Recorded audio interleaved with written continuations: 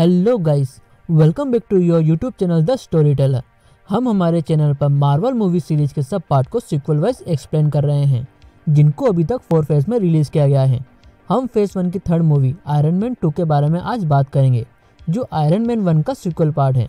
इस मूवी को 2010 में रिलीज किया गया था। मूवी को एंड तक जरूर देखना, क्योंकि इसके पोस्ट क्रेडिट सीन इसके आगे आने वाले पार्ट से कनेक्टेड हैं। गाइस, हमारे चैनल पर एक्समैन और मार्वल की मूवी को सीक्वल वाइज एक्सप्लेन किया गया है, जिसका लिंक डिस्क्रिप्शन के अंदर है।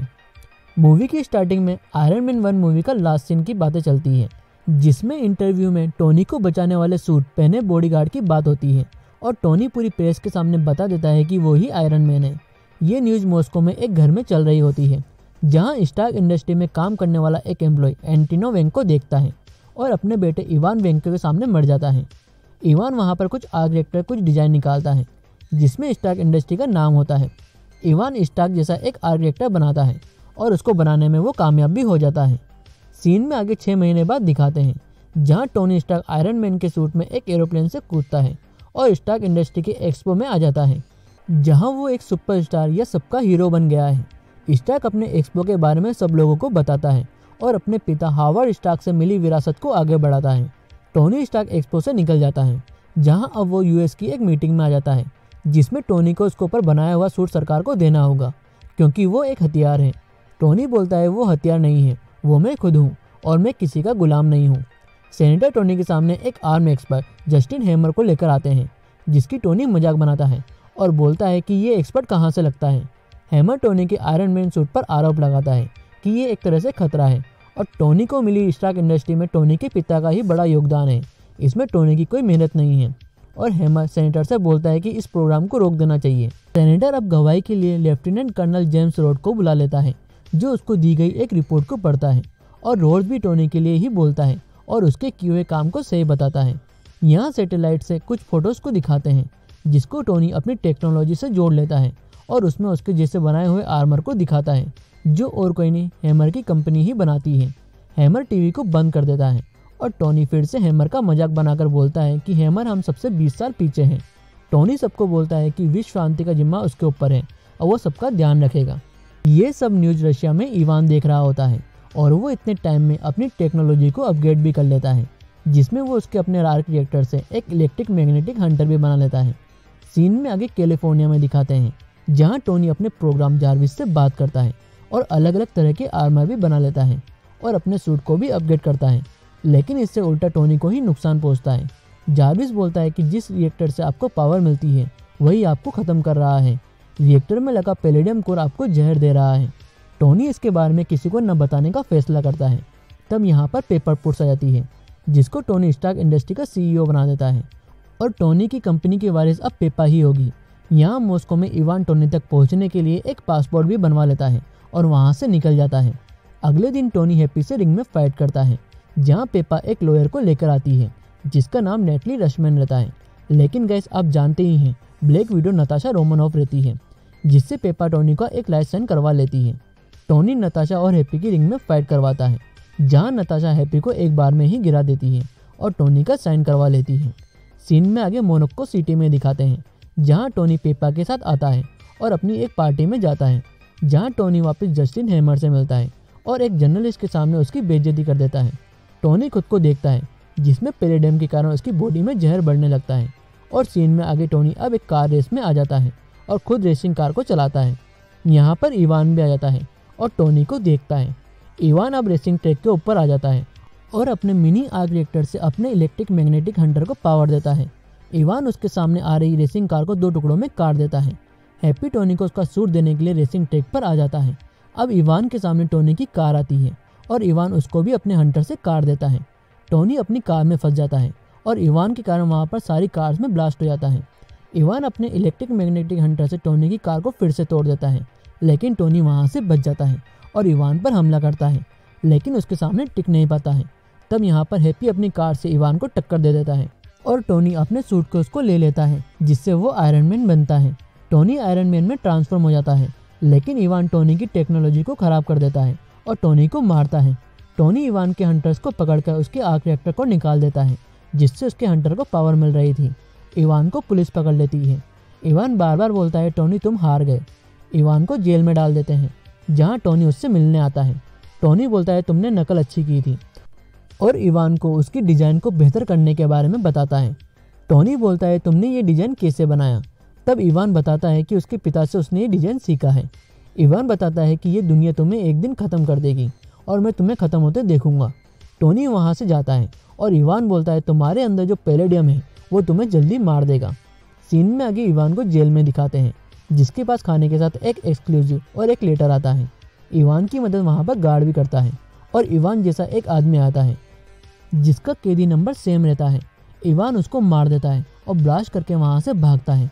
इवान को वहाँ से उठाकर एक वैन से किसी जगह पर लेकर जाते हैं, जहाँ पर जस्टिन एवर इवान का वेलकम करता है।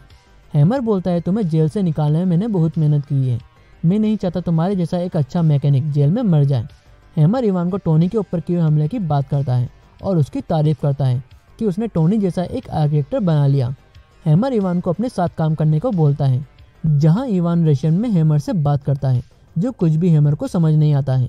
इवान बोलता है कि मुझे मेरा पंछी चाहिए, उसको लाओ। यहाँ टोनी के घर पर टोनी से मिलने रोड्स आता है। टोनी इवान के बारे में जार्विस से पता करता है, जहाँ इवान के पिता पहले स्टार्क इंडस्ट्री में थे।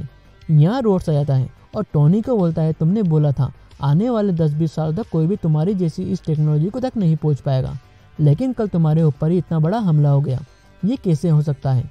टोनी रोड से बात करता है और गिरते हुए जाता है, जहाँ उसके अंदर का आर्किटेक्टर का पैलेडियम खत्म हो जाता है।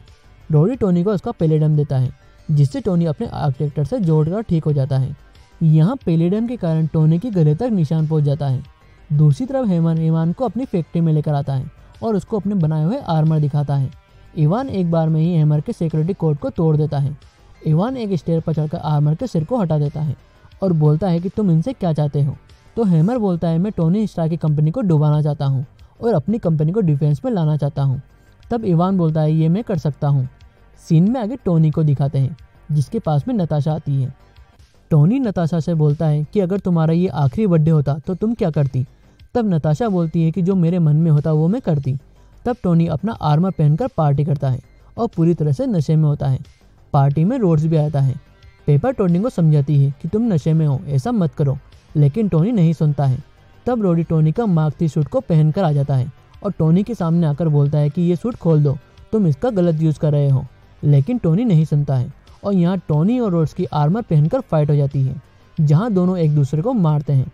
रोडी टोनी को बोलता है रुक जाओ, लेकिन टोनी नहीं रुकता है और दोनों अपने हैंड बीम को छोड़ देते हैं, जिससे वहाँ पर एक बड़ा ब्लास्ट होता है और घर टूट जाता है।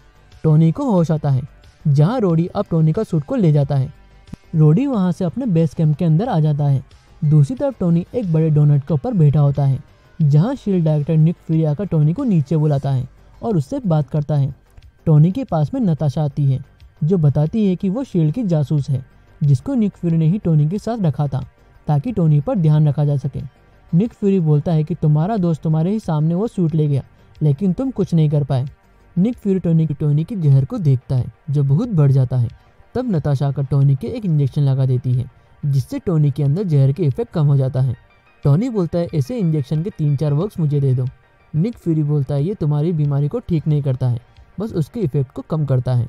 दूसरी तरफ हैमर इवान को पंछी ले आता है। हैमर देखता है कि इवान ने उसके आर्मर का हेड को हटा दिया है और एक ड्रोन को लगा दिया है। हैमर बोलता है मैं इसके अंदर एक आदमी को डालना चाहता हूँ। तब इवान बोलता है ड्रोन किसी आदमी से ज़्यादा अच्छा है। दूसरी तरफ टोनी अपने घर में आ जाता है, जहाँ निक फ्यूरी भी साथ होता है।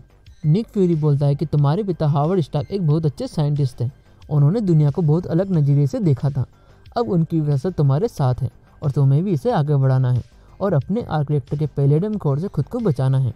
निक फ्यूरी टोनी के साथ नताशा और एजेंट कोल्सन को छोड़ देता है, जो उस पर नज़र रखते हैं। यहाँ आर्मी बेस कैंप में रोडी के आर्मर को देखते हैं, जिसको आर्मी ऑफिसर दूसरे हथियार से लेस करने के लिए हैमर को बुलाते हैं। रोडी आर्मर का आर्किटेक्टर को निकाल देता है, जहाँ हैमर आकर अपने हथियार रोडी को बताता है, जिनकी सबकी अलग अलग खूबी होती है।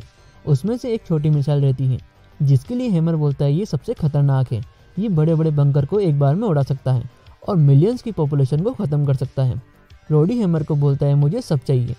टोनी अपनी लैब में अपने पिता हावर्ड स्टार्क से जुड़ी हुई कुछ चीज़ें देखता है, जिसमें उसको कुछ वीडियोस मिलते हैं और हावर्ड स्टार्क की लिखी हुई किताब भी पढ़ता है।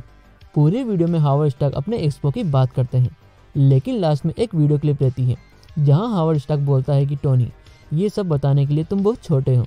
जब तुम बड़े होगे तब तुम्हें समझ में आएगा।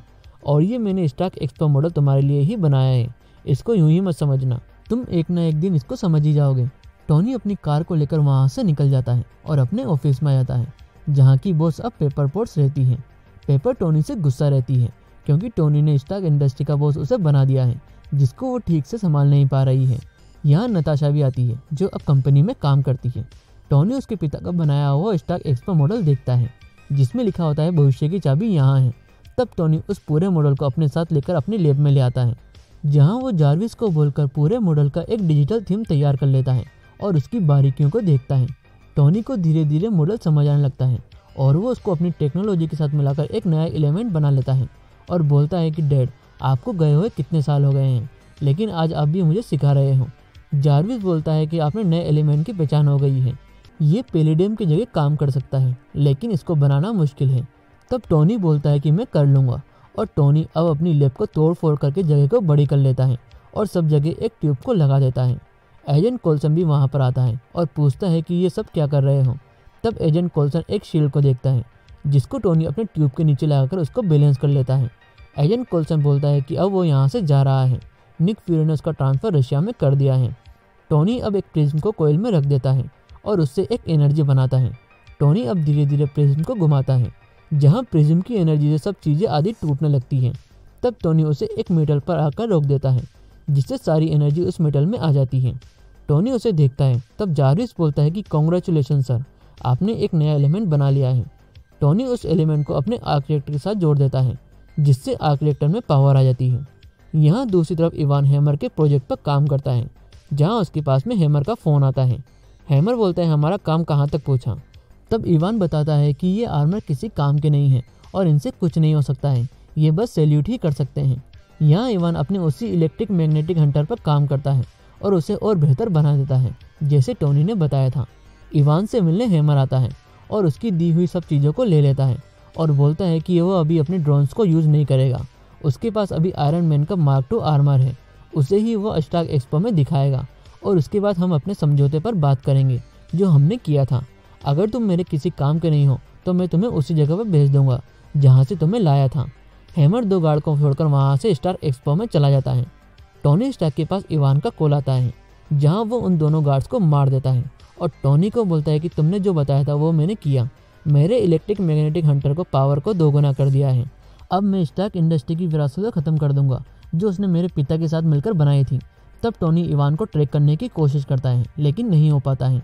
टोनी बोलता है आ जाओ सामने, हो जाए 2-2 हाथ, और फ़ोन कट हो जाता है। टोनी अब उसके नए बनाए हुए एलिमेंट को अपने आर्क रिएक्टर से कनेक्ट कर लेता है। जार्विस बोलता है कि अभी इसके ऊपर काम बाकी है। टोनी की आर्क रिएक्टर में से तेज़ रोशनी निकलती है और यहाँ पर अब स्टार्क एक्सपो में दिखाते हैं, जहाँ पर हैमर आकर सबका वेलकम करता है और अपने बनाए हुए ड्रोन्स को सबको दिखाता है। इन ड्रोन्स को इवान कंट्रोल करता है और अब हैमर आयरन मैन का मार्क 2 आर्मर को दिखाता है, जिसको हैमर अपग्रेड कर देता है और उसमें रोडी रहता है। तभी यहाँ पर आयरन मैन आ जाता है और रोडी को बोलता है ये सब लोग मुसीबत में हैं, हैमर इवान के साथ काम कर रहा है और ये सबको मार देगा। टोनी हैमर से इवान के बारे में पूछता है। तभी इवान रोडी के सूट को कंट्रोल कर लेता है और आयरन मैन पर फायर करता है। इसके साथ दूसरे ड्रोन भी आयरन मैन पर फायर करते हैं।